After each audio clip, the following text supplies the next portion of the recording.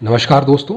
आज के इस लेक्चर में हम डिस्कस करेंगे एक बहुत इम्पॉर्टेंट टॉपिक जो इंडियन पॉलिटी का जो है हिस्सा है, और वो है एंटी डिफेक्शन लॉ।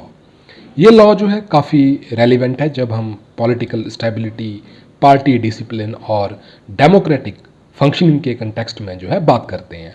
इस लेक्चर में हम एंटी डिफेक्शन लॉ की हिस्ट्री, प्रोविजंस, लूप होल्स और जुडिशियल इंटरप्रिटेशन पर जो है चर्चा करेंगे। अगर आप यूपीएससी या किसी भी कम्पिटिटिव एग्ज़ाम की प्रिपरेशन कर रहे हैं तो ये टॉपिक आपके लिए जो है काफ़ी इम्पॉर्टेंट है, तो वीडियो को जो है एंड तक ज़रूर देखिए। एंटी डिफेक्शन लॉ की जो है शुरुआत 1985 में हुई, जब 52nd कॉन्स्टिट्यूशनल अमेंडमेंट के थ्रू जो है इस लॉ को जो है कॉन्स्टिट्यूशन का जो है हिस्सा बनाया गया। इसे जो है 10th शेड्यूल में जो है ऐड किया गया, जो पार्टी डिफेक्शन के जो इश्यूज़ हैं उनको जो है एड्रेस करता है। तो बैकग्राउंड जो है समझना ज़रूरी है, क्योंकि 1967 के जनरल इलेक्शन के बाद जो है पॉलिटिकल डिफेक्शन जो है काफ़ी ज़्यादा जो है बढ़ने लग गया था। तो एमएलए और एमपीज़ अपने जो है पर्सनल गेन के लिए जो है पार्टीज़ चेंज करने लगे, जो कि गवर्नमेंट इंस्टेबिलिटी का जो है एक बड़ा कारण बन गया था। इस पॉलिटिकल आयाराम और गयाराम कल्चर को रोकने के लिए जो है एंटी डिफेक्शन लॉ जो है लाया गया। डिफेक्शन का बेसिक मतलब होता है एक इलेक्टेड रिप्रेजेंटेटिव का जो है अपनी पार्टी को छोड़कर किसी दूसरी पार्टी को जो है ज्वाइन कर लेना। जब एक एमपी या एमएलए अपनी ओरिजिनल जो पार्टी के खिलाफ जाकर जो है वोट करता है या फिर अपनी पार्टी बदल लेता है तो इसे जो है डिफेक्शन कहते हैं। इस प्रोसेस को जो है रोकने के लिए जो है एंटी डिफेक्शन लॉ जो है काफ़ी क्रूशल रोल जो है प्ले करता है। एग्जाम्पल है, अगर कोई एमएलए जो है इलेक्शन जीतने के बाद जो है अपनी पार्टी छोड़ के जो है किसी दूसरी पार्टी को जो है ज्वाइन कर लेता है या फिर अपनी पार्टी के डिसीज़न के अगेंस्ट जो है वोट करता है, तो ये जो है डिफेक्शन जो है कहलाते हैं। अब हम देखते हैं एंटी डिफेक्शन लॉ के प्रोविजंस जो 10th शेड्यूल के थ्रू जो है इम्प्लीमेंट किए गए हैं। तो पहला है डिसक्वालिफिकेशन ऑन डिफेक्शन। अगर कोई एमपी या एमएलए अपनी पार्टी के अगेंस्ट जाकर जो है वोट करता है या फिर पार्टी से जो है रिज़ाइन करता है और दूसरी पार्टी जो है ज्वाइन करता है, तो उसको जो है डिसक्वालीफाई किया जा सकता है। दूसरा, इंडिपेंडेंट मेंबर्स। अगर कोई इंडिपेंडेंट मेंबर जो है इलेक्शन जीतने के बाद किसी पॉलिटिकल पार्टी को जो है ज्वाइन करता है तो उसे भी जो है डिसक्वालीफाई किया जा सकता है। तीसरा, नॉमिनेटेड मेंबर्स। अगर नॉमिनेटेड मेंबर्स अपनी पार्टी ज्वाइन करने के 6 महीने के अंदर ही जो है दूसरी पार्टी जो है ज्वाइन कर लेते हैं तो उन्हें जो है डिसक्वालीफाई किया जा सकता है। अगला है एक्सेप्शंस फॉर मर्जर्स। अगर किसी पॉलिटिकल पार्टी का जो है 2/3 मेंबर्स जो हैं एक साथ मिलकर जो है दूसरी पार्टी में मर्ज हो जाते हैं तो उन्हें जो है डिफेक्शन का जो है दोषी नहीं माना जाएगा। इस प्रोविज़न को जो है मर्जर क्लॉज कहते हैं। एग्जाम्पल, अगर एक पॉलिटिकल पार्टी के जो है 2/3 मेंबर किसी दूसरी पार्टी में मर्ज हो जाते हैं तो ये डिफेक्शन जो है नहीं माना जाएगा, लेकिन अगर सिर्फ एक या दो मेंबर्स पार्टी चेंज करते हैं तो उन्हें जो है डिफेक्शन के लिए जो है डिसक्वालीफाई किया जा सकता है। अब बात करते हैं स्पीकर के रोल के बारे में, क्योंकि एंटी डिफेक्शन लॉ के कंटेक्स्ट में जो है स्पीकर का रोल जो है काफ़ी क्रूशल होता है। तो पहला है डिसीजन ऑन डिसक्वालिफिकेशन।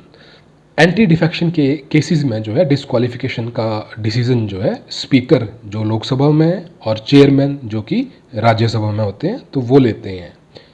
उनका डिसीजन जो है फाइनल होता है, लेकिन ये जो है जुडिशियल रिव्यू के लिए जो है ओपन होता है, यानी कोर्ट्स इस डिसीजन को जो है चैलेंज कर सकते हैं।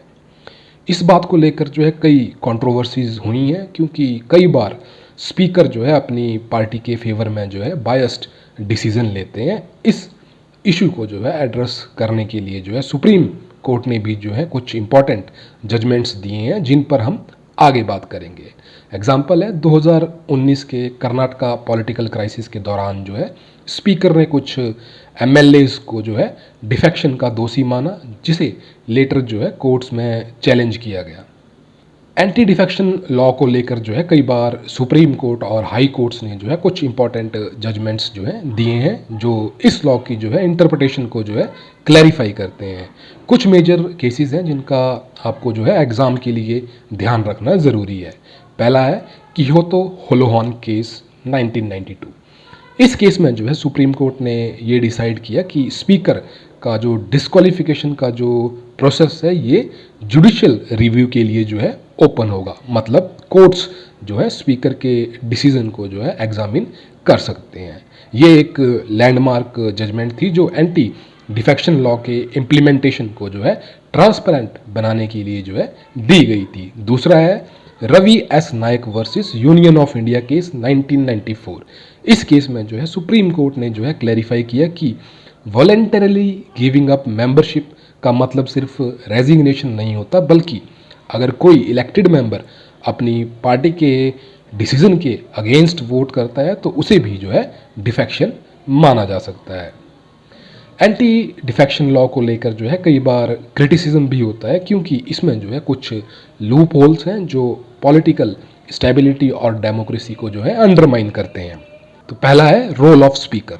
तो जैसा हमने डिस्कस किया, स्पीकर या चेयरमैन का रोल जो है कई बार बायस्ड होता है, जिसकी कारण जो है पॉलिटिकल पार्टीज़ अपने फेवर में जो है डिसीजन लेने के लिए जो है स्पीकर का जो इन्फ्लुएंस है उसका जो है यूज़ करती हैं।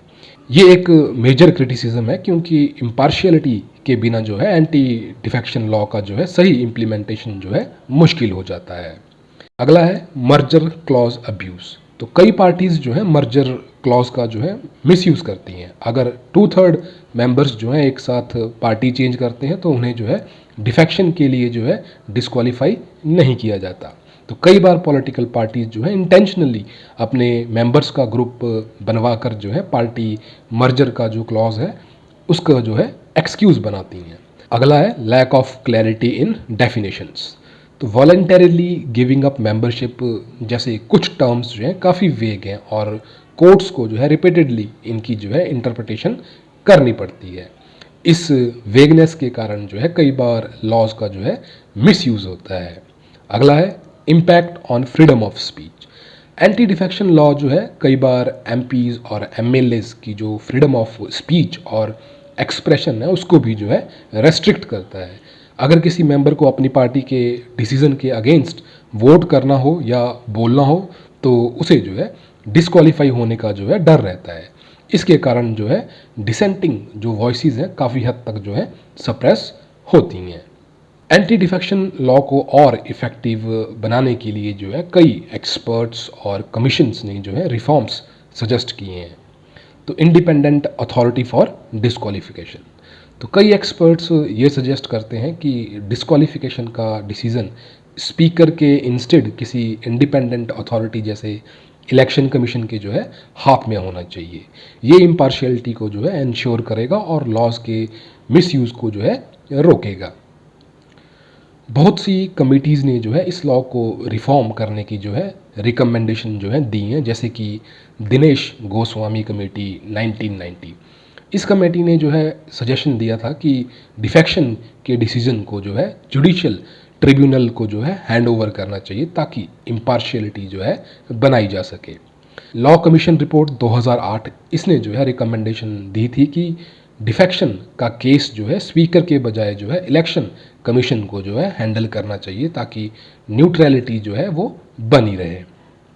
अगला है स्ट्रिक्टर प्रोविजन अगेंस्ट मर्जर। तो मर्जर क्लॉज का मिसयूज़ जो है रोकने के लिए ये सजेस्ट किया गया कि 2/3 मेंबर्स का भी जो है डिफेक्शन कंसिडर किया जाए और उनके लिए जो है स्ट्रिक्टर जो है गाइडलाइंस बनाई जाए। अगला clarification of terms. Voluntarily giving up membership जैसे वेग टर्म्स को जो है क्लियर डिफाइन करना ज़रूरी है ताकि लॉ के मिसयूज़ को जो है रोका जा सके और जुडिशरी पर जो है अननेसेसरी प्रेशर ना पड़े। अगला है allowing free speech in certain votes. तो डिसेंट और पार्टी के अगेंस्ट वोट करने की फ्रीडम जो है कुछ स्पेसिफिक केसेस जैसे कॉन्साइंस वोट में जो है अलाउ की जा सकती है, जिससे एमपी और एमएलए जो है अपने व्यूज़ को जो है बिना डिस्क्वालिफिकेशन को जो है बिना डिस्क्वालिफिकेशन के, थ्रेट के जो है एक्सप्रेस कर सकते हैं। तो दोस्तों, ये था हमारा detailed discussion on anti defection law के बारे में। इस लेक्चर में हमने एंटी डिफेक्शन लॉ की हिस्ट्री, प्रोविजंस, स्पीकर का रोल, जुडिशियल इंटरप्रिटेशन, लूपहोल्स और रिफॉर्म्स सब कुछ जो है कवर किया है। अगर आप यूपीएससी या किसी भी कम्पिटिटिव एग्ज़ाम की प्रिपरेशन कर रहे हैं तो इस टॉपिक के कुछ की पॉइंट्स को जो है ज़रूर रिवाइज करें। तो पहले आपको पता होना चाहिए कि डिफेक्शन होता क्या है, इसके की प्रोविजंस क्या हैं, 10th शेड्यूल क्या है, रोल ऑफ स्पीकर क्या है, जुडिशियल इंटरप्रिटेशंस क्या हैं, और क्रिटिसिज्म, लूप होल्स और सजेस्टेड रिफॉर्म्स को जो है अच्छी तरीके से आप एक बार रिवाइज कर लें। इस टॉपिक पर जो है काफ़ी कंसेप्चुअल और फैक्चुअल क्वेश्चन जो है पूछे जा सकते हैं। एग्ज़ाम के लिए ये टॉपिक काफ़ी सिग्निफिकेंट है, तो इसको अच्छे से रिवाइज करें। मिलते हैं नेक्स्ट वीडियो में न्यू टॉपिक के साथ। धन्यवाद। जय हिंद।